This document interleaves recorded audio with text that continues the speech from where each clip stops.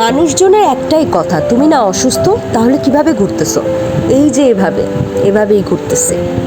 Jokes apart, একটাই জীবন।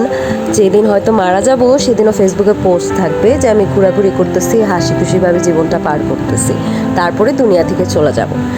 আচ্ছা, centi কথা এক পাশে রাখি, কাজের পরে চলে গেলাম আমি দ্য কুজিন হাবে, মিরপুরে দ্য কুজিন হাব। জায়গাটা খুবই সুন্দর, অনেকে গিয়েছো, আবার অনেকে কিন্তু এখনও যাওনি।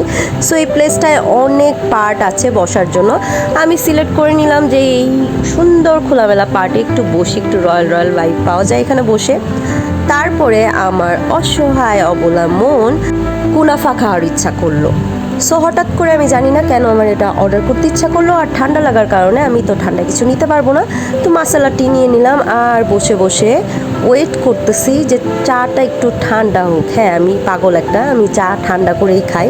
তারপরে হচ্ছে আমি কুনাফাটা একটু ট্রাই করলাম। ডেজার্টের মধ্যে কিন্তু এটা ভালোই, নট ব্যাড, ভালোই হবে, এটা নিয়ে তোমরা ট্রাই করতে পারো। আর মশলা টিটাও অ্যাভারেজ ছিল। এখানে বাকি ফুডগুলোও ভালো। সো আমি এই দুটো ট্রাই করলাম। খাওয়া দাওয়া করে আমার শরীরটা একটু সুস্থ লাগছিল। তারপরে বসে বসে কিছু ছবি তুললাম, যদিও আমাকে খুবই অসুস্থ দেখাচ্ছে, কারণ আমি আসলেই অসুস্থ। তাও ঘোরাঘুরি আমার কখনোই বন্ধ হবে না, যেটা প্রথমেই বললাম।